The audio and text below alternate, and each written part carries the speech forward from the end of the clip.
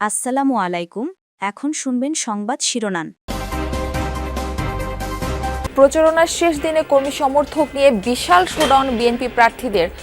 জাতির উদ্দেশ্যে ভাষণ, আইনের শাসন নিশ্চিত ও 1 কোটি কর্মসংস্থানের অঙ্গীকার তারেক রহমানের। নতুন আঙ্গিকে দেশ পরিচালনার প্রতিশ্রুতি 11 দলীয় জোটের প্রার্থীদের। দাবি আদায় আর রাস্তায় নামতে হবে না জনগণকে, বললেন জামায়াত আমির। শেষ হলো নির্বাচনী প্রচার। গভীর রাতেও গণসংযোগে ব্যস্ত সময় কাটান প্রার্থীদের অনেকে। এলাকায় এলাকায় ঘুরে ভোট চান, দেন নানা প্রতিশ্রুতি। নির্বাচনী কাজে ব্যবহারের জন্য বডি ওর্ন ক্যামেরা ক্রয় নিয়ে অনিয়মের অভিযোগ। বাজার মূল্যের চেয়ে বেশি দরে সরবরাহকারী প্রতিষ্ঠানটির মালিকই ভোটের প্রার্থী। সমালোচনার মুখে ভোট কেন্দ্রে মোবাইল ফোন নিষিদ্ধের সিদ্ধান্ত থেকে সরে এলো ইসি। কোনো ধরনের ভিডিও করা যাবে না গোপন কক্ষে। বিসিবি ও পিসিবির কাছে নথি স্বীকার করলো আইসিসি। শাস্তি দেওয়া হবে না টাইগারদের। 2028 থেকে 31 সালের মধ্যে 2টি বিশ্বকাপ আয়োজন করবে বাংলাদেশ। ভারত ম্যাচ খেলবে পাকিস্তান। আসসালামু আলাইকুম। এতক্ষণ দেখছিলেন সংবাদ শিরোনাম, এখন দেখবেন বিস্তারিত। দেশ গঠনে বিএনপি প্রতিজ্ঞাবদ্ধ জানিয়ে সবার জন্য নিরাপদ রাষ্ট্র গড়ার অঙ্গীকার করলেন চেয়ারম্যান তারেক রহমান। শেষ দিনের প্রচারে তিনি বললেন, বিএনপি ছাড়া এই মুহূর্তে দেশ চালানোর অভিজ্ঞতা যেমন কারণ নেই, তেমনি রাষ্ট্র গঠনেরও অন্য দলে তেমন কোনো কর্মসূচি নেই। দলের পক্ষে জনরায়ের অনুরোধ করে বিএনপি চেয়ারম্যান বলেন, স্বাধীনতা, সার্বভৌমত্ব ও মানুষের ভাগ্য পরিবর্তনের প্রতীক ধানের শীষ। রাজধানীর লালবাগে জনসভার মাধ্যমে শেষ করলেন নির্বাচনী প্রচার। বাসায় ফেরার পথে বাবা মায়ের কবর জিয়ারত করেন তারেক রহমান। ঢাকা 7 আসনের ঐতিহ্যবাহী পুরান ঢাকার লালবাগ ত্রয়োদশ জাতীয় সংসদ নির্বাচনের প্রচারণার জন্য শেষবারের মতো মঞ্চে উঠলেন বিএনপি চেয়ারম্যান তারেক রহমান। বিএনপির প্রার্থী হামিদুর রহমানের পক্ষে চাইলেন ভোট, স্বপ্ন দেখালেন নতুন বাংলাদেশে। নির্বাচিত হলে আইনের শাসন নিশ্চিতের প্রতিশ্রুতি দিয়েছেন বিএনপি চেয়ারম্যান তারেক রহমান। জাতির উদ্দেশ্যে নির্বাচনী ভাষণে তিনি বলেন, সরকার গঠন করলে দুর্নীতি প্রতিরোধে সর্বোচ্চ কঠোর হবে বিএনপি। সংবিধানে ফিরিয়ে আনা হবে সর্বশক্তিমান আল্লাহর উপর আস্থা ও বিশ্বাস। 1 কোটি কর্মসংস্থানের অঙ্গীকার করে চাকরি না পাওয়া পর্যন্ত তরুণ তরুণীদের ভাতা দেওয়ার কথাও জানান তারেক রহমান।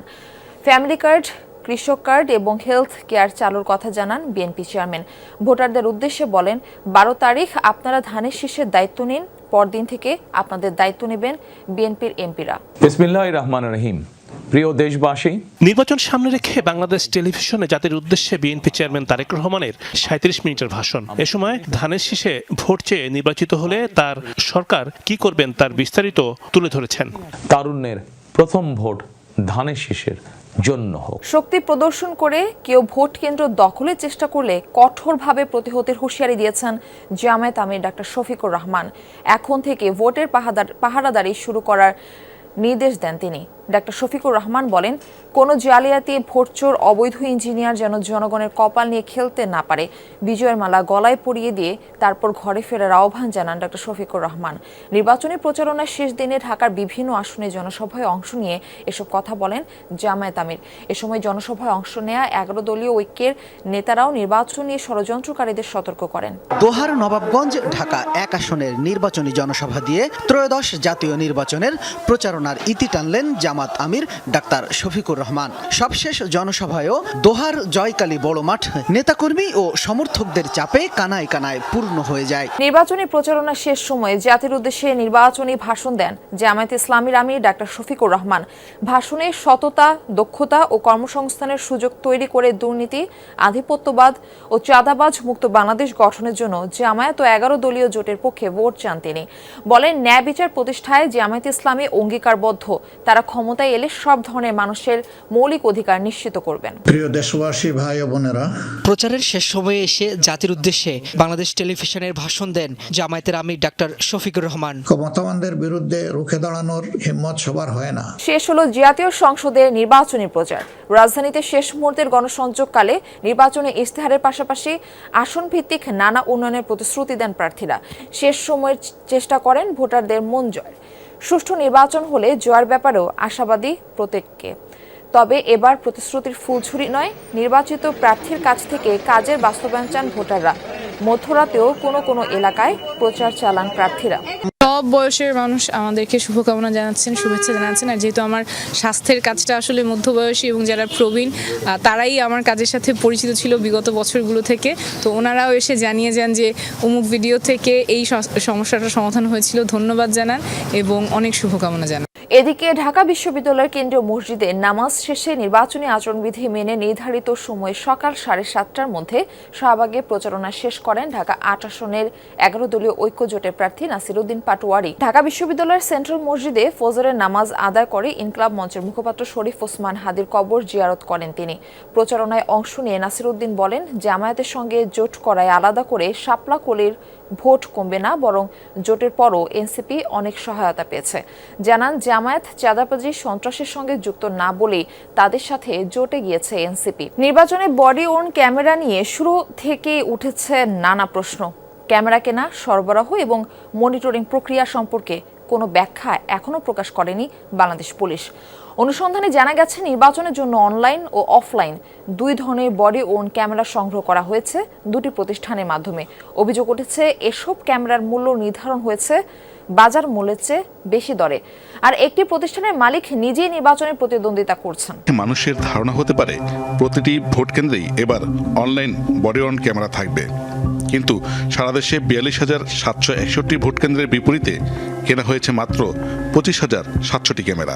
গড়ে প্রতি কেন্দ্রে একটি ক্যামেরাও বরাদ্দ হয়নি। এই ক্যামেরার সবগুলো আবার অনলাইন নয়। পুলিশের নথি বলছে 639টি থানায় দেয়া হয় 10,000 অফলাইন ক্যামেরা, অর্থাৎ এগুলোর ফুটেজ তাৎক্ষণিকভাবে দেখা যাবে না। এছাড়া কোনো থানায় মাত্র একটি, আবার কোনো থানায় দেওয়া হয়েছে 130টি ক্যামেরা। পুলিশের দাবি, সব ক্যামেরার নিয়ন্ত্রণ থাকবে কেন্দ্রীয়ভাবে। তবে অনুসন্ধানে জানা যায়, পুলিশের সদর দপ্তরের 14 তলায় অনলাইন ক্যামেরার মনিটরিংয়ে থাকবে সরবরাহকারী প্রতিষ্ঠান স্মার্ট টেকনোলজি। একই ভবনের 12 তলায় অফলাইন ক্যামেরা মনিটরিং করবে সিল্কওয়েজ কার্ড অ্যান্ড প্রিন্টিং লিমিটেড। এই প্রতিষ্ঠানটির মালিক শেখ ফরিদ আহমেদ মানিক।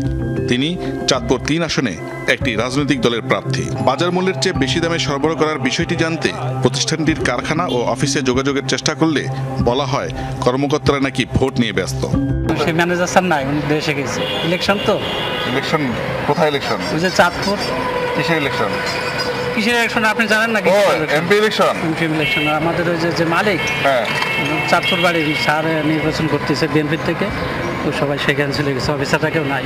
গুলশানের প্রধান কার্যালয়েও একই অবস্থা। বডি ওন ক্যামেরার ব্যাপারে একটু কথা বলতে চাচ্ছিলাম। আপনারা তো কাজটা পেয়েছেন, আসলে ওইটা নিয়ে তো আমি অত ডিটেলস জানি না। কাজটা কি আপনারা টেন্ডারের মাধ্যমে পেয়েছিলেন?